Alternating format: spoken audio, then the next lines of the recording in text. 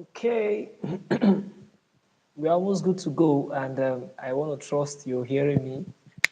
Let's see how things pan out, and shortly we'll be starting. And today I want to do something different, something really, really different from what I used to do. You always know me to just stand by the whiteboard, but today I'm thinking, let's do something somewhat different. So let's watch and let's see how things will pan out today. So just give us some time, and we'll hit the road.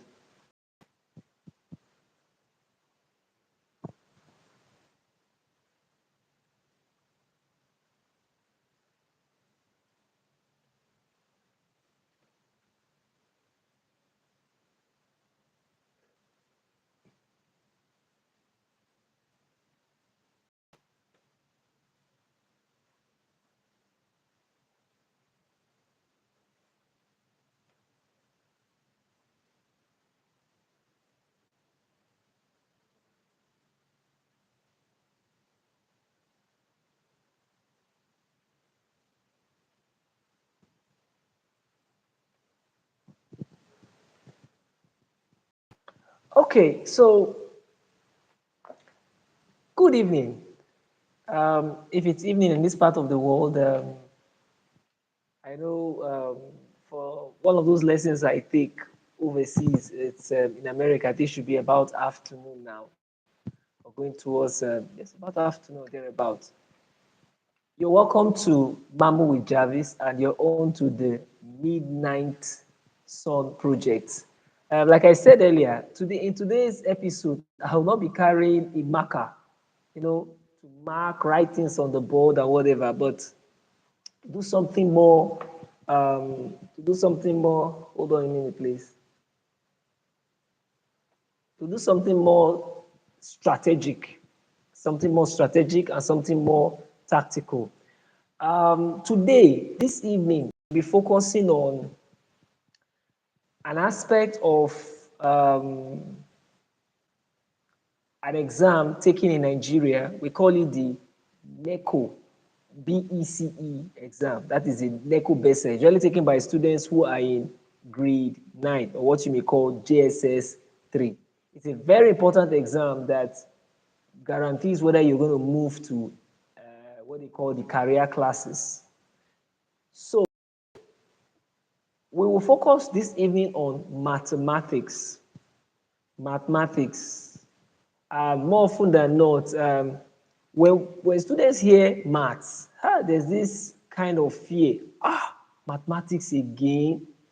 But over the years, I've discovered that maths is one of the easiest subjects to pass. Maybe the right strategies have not been employed or deployed, or maybe the right things needed to have been done have not been done. But I'm trusting, because the whole aim of this project is to say no to online malpractice. The rate of malpractice is so heartbreaking, and is what's I'm short of words to use. Let's say very disgraceful. It's so disgraceful. So disgraceful. Exams are leaking online, and like I told a friend recently, I don't have control over whether the exams will be seen online or not seen online, but I do have control over one thing. What's that one thing I have control over? I can teach my students to a level where they will see that and not trust it. So what do we need to do to ensure that we succeed in these exams? To take us deeper in this, a lot of what I'll be saying today will be more of like introduction to the whole concept of these exams. And although our focus will be on the NECO, which is the National Examination Council, that's examining body for Nigeria, in the matter of BECE. But I think some of the ideas I'll be sharing can also be applied to all other exams, especially the exams, the West African exam school exams and the likes. To start with, um, I want to talk about who are the stakeholders in any exam. Before we go into talking about the tactical aspect of the exam, the stakeholders in any exam.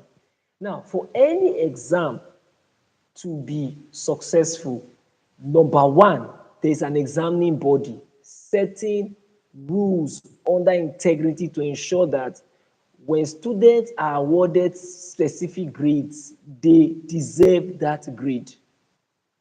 Number two, we have the school management who must put in place a structure.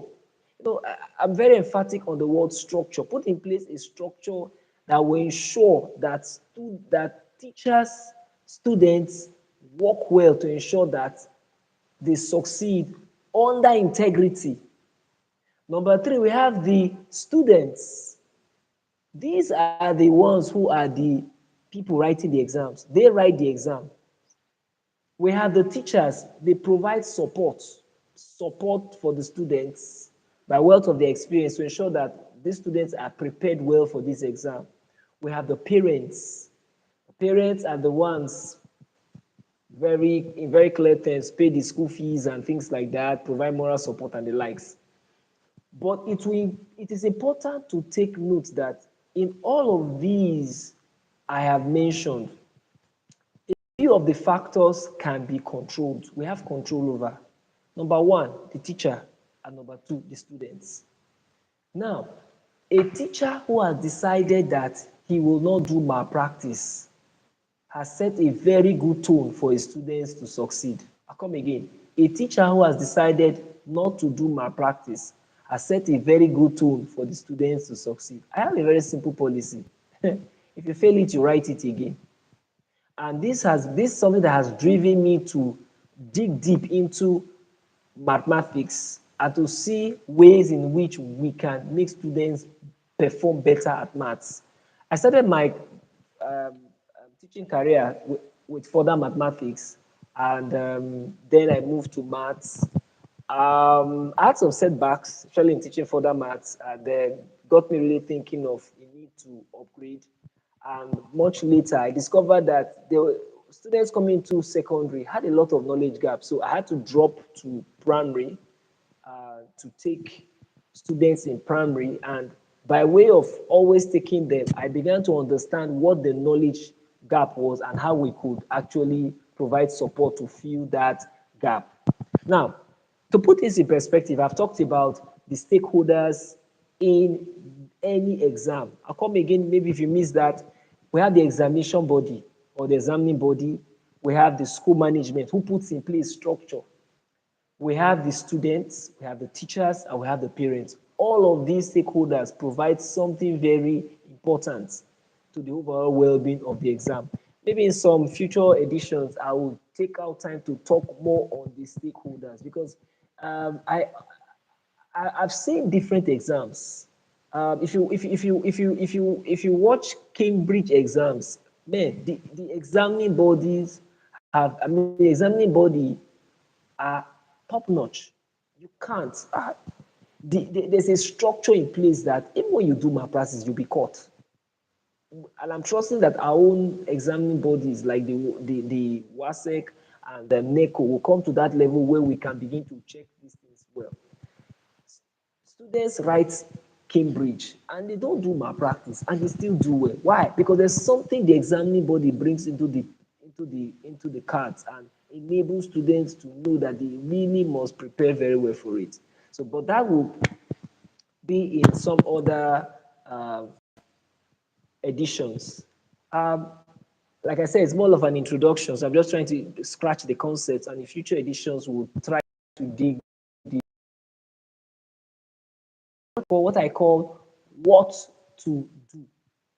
See, as much as we have identified the stakeholders in any examination, it's important to identify what to do. So the first counsel I give when it comes to examination is start early. And I'll make fun here. Anytime you start is early. It's just that the strategy you will deploy will be different. I come again.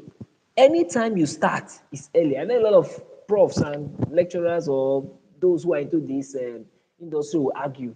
But anytime you start is early. It depends on the strategy. I've had teachers who just come in weeks before the exam and they perform miracles.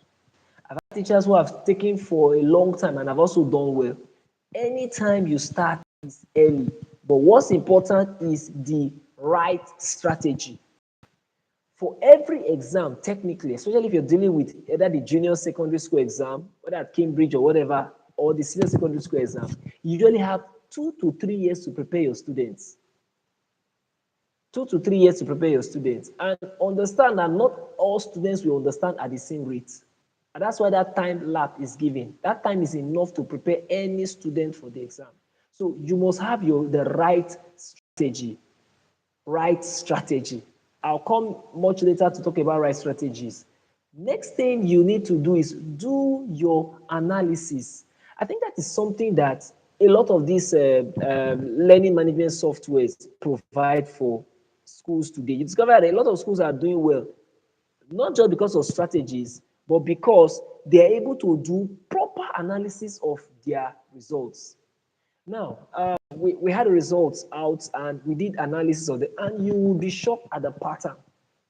Now, the analysis take different aspects of it. There's what I call the external analysis, where you look at your external performances in exams, in these exams, and more importantly, your internal exams. Because when you do your analysis of your internal exams, especially over 2, 3 years before the exam, the external exam, one of the things you gain is you're able to see students in the different quadrants. And for the purpose of my study, I have grouped this performance criteria into 3 groups. I have one I call the high flyers, I have one I call the mid flyers, I have one I call the low flyers. Now, I've also tried to put percentages to it.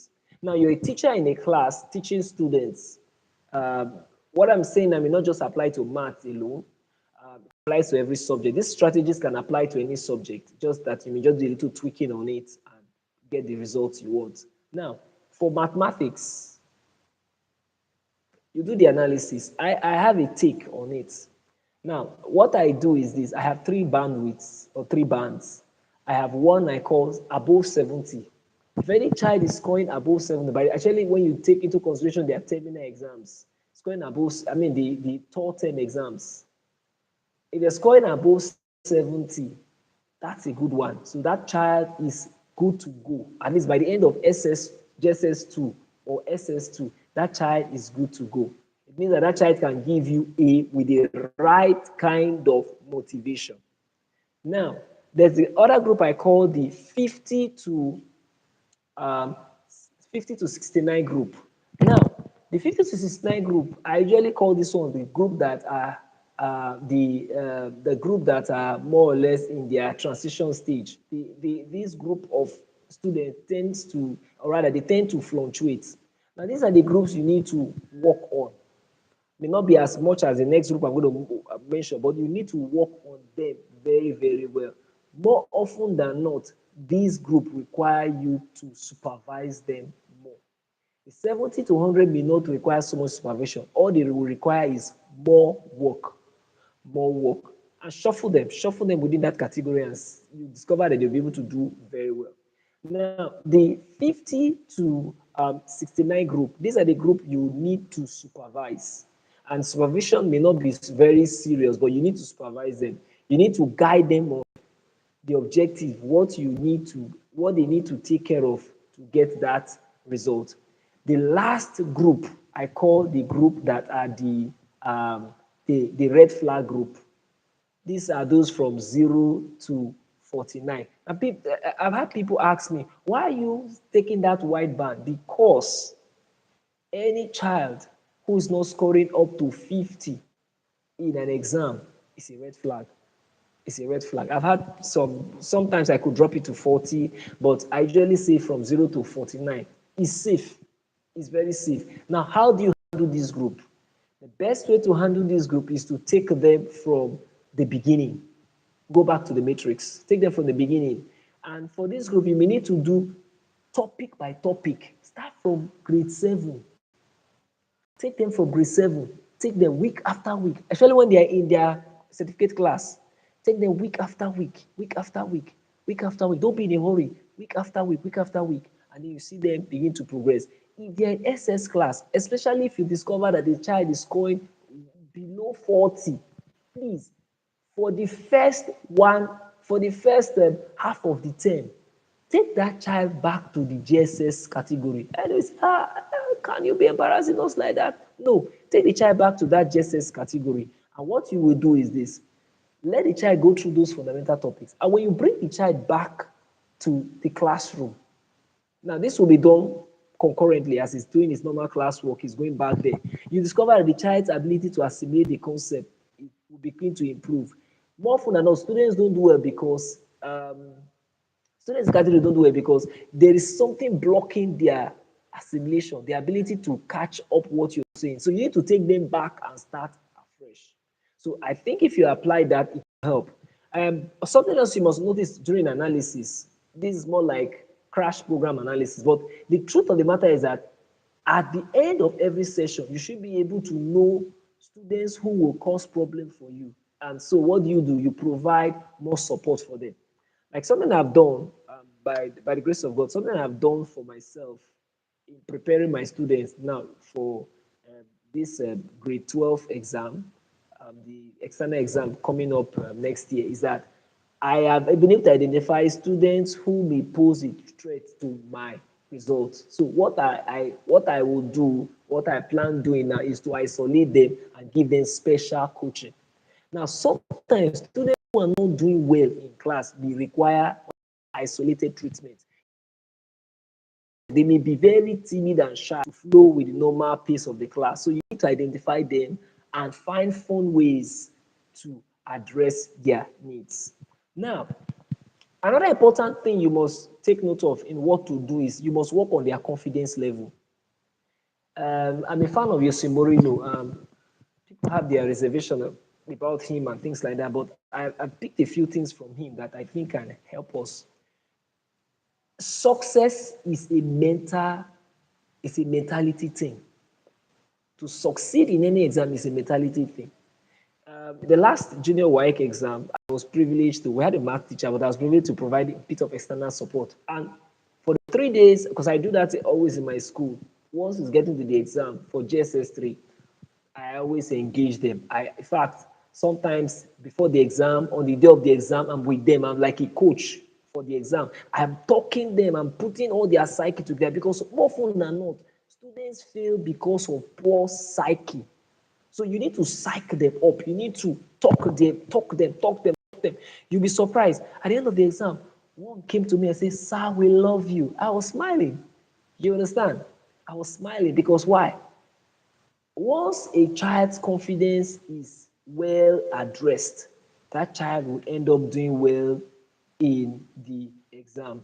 Now, to close this aspect, because it's a very broad one, to close this aspect, you must deal with what I call the element of surprise. Whenever you're preparing students for any exam, help them to deal with the element of surprise. Element of surprise. See, no matter how well you have taught your students, there will always be the element of surprise. And to deal with this, you need to teach your students to understand concepts. They must understand the concept. I've done a lot of research. I started taking grade 9 in, I think that was 2021. That was my first experience with grade 9, with no experience of grade 9. But I came up with a very simple strategy. What was it? I taught the children, because I taught them in grade 8, so it was quite easy. So inheriting a class you had taught before. What I did was simply this. I took them back to JSS1. We covered JSS1 work, covered JSS2 work. And when the result came out, it showed for it. So you must teach your children to handle the element of surprise. See, no matter how well you have taught the student, those elements of surprise will come up. And how well they deal with that element of surprise is what will guarantee their success. Hear this: it is not to cover the scheme. As important as covering the scheme is, it's more important for your students to understand the concept. So then comes the other important aspect, which I will just finally talk about today, as in talk about under what to do. Now, you must have your past question papers for the last 5 years. The last 5 years is just enough to prepare the children, because there you'll be able to discover what kind of questions are coming out, what kind of preferences are, what was the exam preference in terms of the question. The other thing is, there's something that's popping up in my head I should talk about, but I will leave that for future videos because we're going to be talking about this till the exam. A lot of times students are failing not because they want to fail, but because of going back to what I called right strategy. There is a right strategy success. It's not just about teaching. There's a right strategy. And I remember I said earlier that there is no late. When you're starting, you start on time. Anytime you start is early. But what makes it okay is the right strategy you use. So if I'm going to, if I come into a class, let's say I'm inheriting a grade 12 class, for instance, and I'm not taught them before, the right strategy for me will be to spool off their academic analysis. If that's available, I check out those students who are already doing well. Those are not my worry. Those ones, I just push them out and I give them work to do. I check those who are in the middle band. I pull support from other teachers. I will focus more on those ones that are not doing well, that are below what I call the those who are on the red flag down. Those are the ones I'm going to focus on, because those are the ones that will determine whether I will succeed or not. Hear this: when your students fail, it is you that have failed. I've heard people say, "Hey, no, I thought that." Spare that news. Spare that news. One of the fastest way to improve as a teacher is to accept when your student feels that you are the one that has failed. When you accept that, it might be painful. I had a very ugly experience sometime, and whoa, it was a woeful performance. And that brought me into research. And for a couple of years after that, 2 or 3 years after that, I wasn't given the privilege to teach further maths. I was even dropped to take lower classes. But there was a simple strategy I applied that helped me to come back on board. I got into private lessons. I started taking lessons from different schools. And in that process, I started training. I started seeing what other schools were doing. I started gaining experience. I said, wow, okay, this is what they're doing here. This is what they're doing here. I started collating questions. And by the time I came back, it looked like, as by the time I was reinstated and I got those opportunities back, it looked like as if I was a superstar. No, I just had a Gethsemane, something we call character arc, especially in movies. When you're a fan of the Marvel Cinematic Universe, Thor had that experience where he looked so rejected. And then if you follow the character of Thor very well, something very striking I noticed by the time we come to Thor Ragnarok, it was obvious that Thor didn't really need his hammer to use his power. The power was already inside of him. And that's something we learn as teachers. And that's something we must pass across to our students. That sometimes when some things are happening, it's not because our students are not good. It's just because we need to search deep into ourselves. So having said that, all of these, let's quickly close today by looking at the NECO BECE exam. Now, for the NECO BECE exam, which is an exam taken by grade 9 of students who are in Nigeria, they are also let's not call it a mimic, states in Nigeria have their own what is called the state-based BECE. Rivers State. I'm based in Rivers State, so we do what is called Rivers BECE. But I prefer the NECO, and I would encourage schools to do the NECO. The NECO usually gives you a clear indication of the quality level of your students. If your students do NECO, NECO is not paying me for this advert. If your students do NECO BECE, they stand a better, you as a school stand a better chance to see their strength. The questions are top notch. They really push you to the extreme.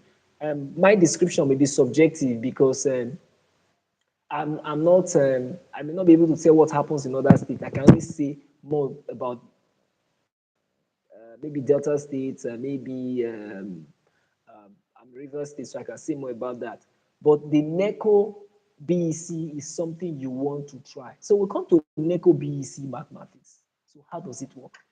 The NECO BECE mathematics is divided into two papers, paper 1 and paper 2.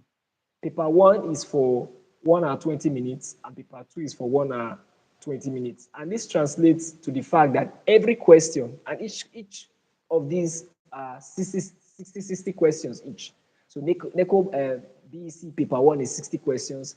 NECO BECE paper 2 is what? 60 questions. Now, in looking at this, it will mean that every question translates to about 1 minute and 20 seconds. I hope I got that math right. Every question will translate to 1 minute and what?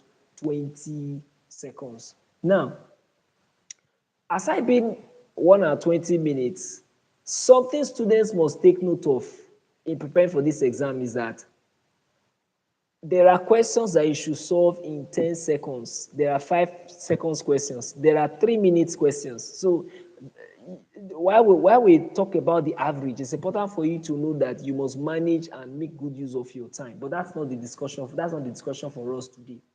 Now, for paper 1, we have 2 aspects. Like in the mathematics multiverse, I have grouped maths at this level into 3 major areas: arithmetic, algebra, and geometry. Arithmetic, algebra, and geometry. Now, in the exam proper, in the NECO BECE, what they have done is do a little tweak, and they have arithmetic and geometry as paper 1, and then they have algebra and statistics, then statistics and probability as paper 2. It's important to know how many questions you have for each one. That's something you must take note of. It's important for you to know how many questions you have for each one. For paper 1, arithmetic is 24 questions and geometry is 36 questions. Now, the geometry will essentially cover 3 areas. Okay, about 3 areas. You have trigonometry, you have mensuration, you have formal geometry, okay, 4 areas, and then you have what? Construction and loci. I'll come again. Trigonometry, mensuration, formal geometry, then construction and loci. These are the 4 areas identified in geometry. Why am I saying this? Because in future editions of this course, I'm going to shred this verse. I'm going to shred this multiverse and show you why you need to know how many questions. I have applied it. It worked for me. In fact, by the second year, I was able to produce 2 A's. 2 clean A's. 2 clean A's. Now, third year it was awesome, but this year I have a target. I want to raise the number of A's in BECE because now I have a working formula. I've been able to do my research within this period of handling this handling BECE, NECO BECE, and I think I have been able to crack it. And I want to share this to school. So please, like my channel, and because you're going to be seeing, like my channel, share it to friends, because you're going to be seeing loads and loads of secrets when it comes to NECO BECE, except they decide to change. And I've also gathered NECO questions from 2008 or thereabouts. So although that will be paid for, so if you're interested in having that, you need to contact me privately, and then I'll make this available to you. Why am I doing this? I believe in one thing. The outcome of your result should be the product of work done. So if I've done my work, I usually don't bother so much about whether the students will pass or not. I focus on ensuring that I equip them right. Because once I equip them right, they will do well. So back to our discussion. Arithmetic is 24 questions. Geometry is 36. And then when we come to paper 2, you have algebra, 42 questions. I'll take a pause here. 42 questions. You know what that means? It means if you don't do well in algebra, you have a problem. If you don't do well in algebra, you have a problem. So you have algebra, 42 questions. Then you have statistics and probability, 18 questions. Now, I always tell my students this thing. You cannot fail more than 2 questions under statistics and probability. This is the cheapest aspect of this exam. 42 questions. 18 questions. You cannot fail this aspect. You can't score less than 16 over 18 here. If you do that, there's a problem. Another area where you shouldn't score less again is arithmetic. And I usually pride myself as a man of geometry, so I expect my students to do well in geometry. But I had a shock one year where my students told me that they preferred the algebra. I was surprised because I usually used to feel that it's quite abstract. But my students said they found the algebra really, really interesting. That's a learning point for me because it means I've taught a set that has a different perception to learning. So these are the breakdown of the exam. And while saying this, I forgot that there's also a third paper. There's a paper 3. Now, the paper 3 is usually for 45 minutes. And I think why I left that one out is because that one is usually sometimes very difficult to predict the questions. But funny enough, I also have developed a formula for detecting what the questions will be. Get to find out. In fact, if by the time we start doing analysis of the questions, you discover that there's a pattern. Every time you pick an exam, try to find out the pattern. For instance, I know that if I'm picking Cambridge, I know the kind of questions they're going to set. I know that there's like the area of a triangle, you need to know half AB sine theta, half AB sine theta, or half arrow squared sine theta. You know, that's something Cambridge likes to talk about. So if I'm going to teach Cambridge, I should know that very well because that's something that is a constant. So for paper 3, you usually have about two questions, I think, if I have that right, and you're required to answer everything. That one is really subjective.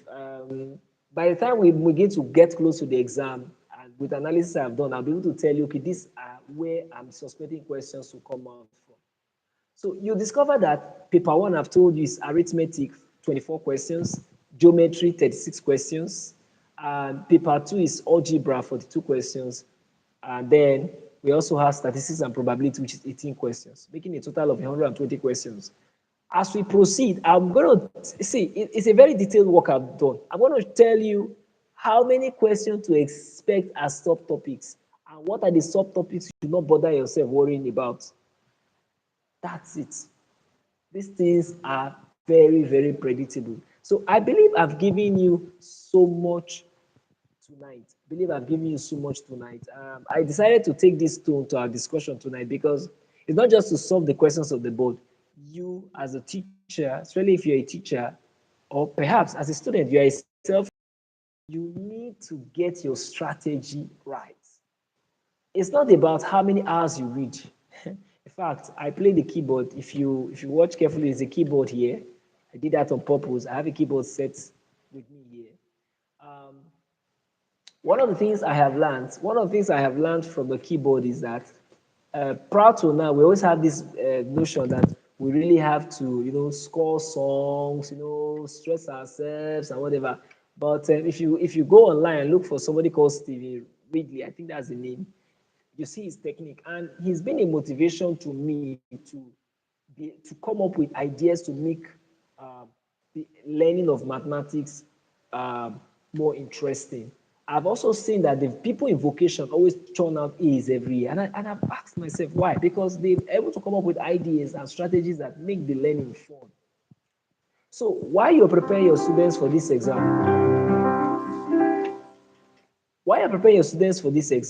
it's important to allow the student own the learning. That's, the students must own the learning. Gone are the days where we come to class and we do all the talking. No, they must own the learning. Give them tasks. I always tell my students, I'm okay if you fail within the training. It's okay. The one place you're not allowed to fail is on the Champions League ground. Because once that match is played, the result is final. So make the mistakes here. Let me see them and then provide support. It's not the end. It's better you make the mistake here. We'll take care of it. And when you get to the examination hall, you become a better person. I'm trusting I have spoken a lot tonight, and I'll trust you'll be able to remember Mamu Jarvis. I have a page on YouTube. I have a page on TikTok where I do a bit of matrix and fun talk. I have a page. I have a page on Telegram where I dump questions, um, questions for the exams, and then I also have a WhatsApp group where I do mentorship program. In fact, for this new academic calendar year, we're starting something I call the Maths or the Science Mentorship Program. What's it all about? We want to mentor students, take students through online. So your parents, students, teachers can buy into the plan. And what we do is you will learn at your pace. So all you need to do is to contact us. We'll give you questions, we'll solve, we'll show you where to go. Our mission is to say no to online malpractice. It is disgraceful. It is disgraceful. It is disgraceful. As I close tonight, special shout out to my executive director, Madam Ibim. I greet you, ma. You've really been an encouragement to my course. Special thanks to my wonderful parents who have been very supportive and have allowed the engineering son to bear into teaching. Although my mom is a teacher, very sound English teacher, very sound one at that. Special thanks to my principal, Mr. Hygienius. Special thanks to my VP, admin, Mrs. Ada Joy. I'm actually the vice principal academics of Archdeacon Brown Education Center boarding. Special thanks to Mr. Kirian, day school principal. You can contact us. If you love what you're seeing here, you can join us in this project. One thing I can assure you of is this. The ABEC of today is an ABEC of transparency and integrity when it comes to exam. We are on a crusade to say no. Every child is educatable. So we say no child is on this journey as we flex to make education fun. I'll be leaving you now, and the Midnight Sun will continue. So see you on Saturday. See you on Saturday. Saturday by 9 p.m. Maybe I could be forced to go back to the board to solve questions, but I want to focus more on giving you not just something on the board, but also to equip you with the relevant techniques to succeed this year. To succeed this year. So thank you very much for your time.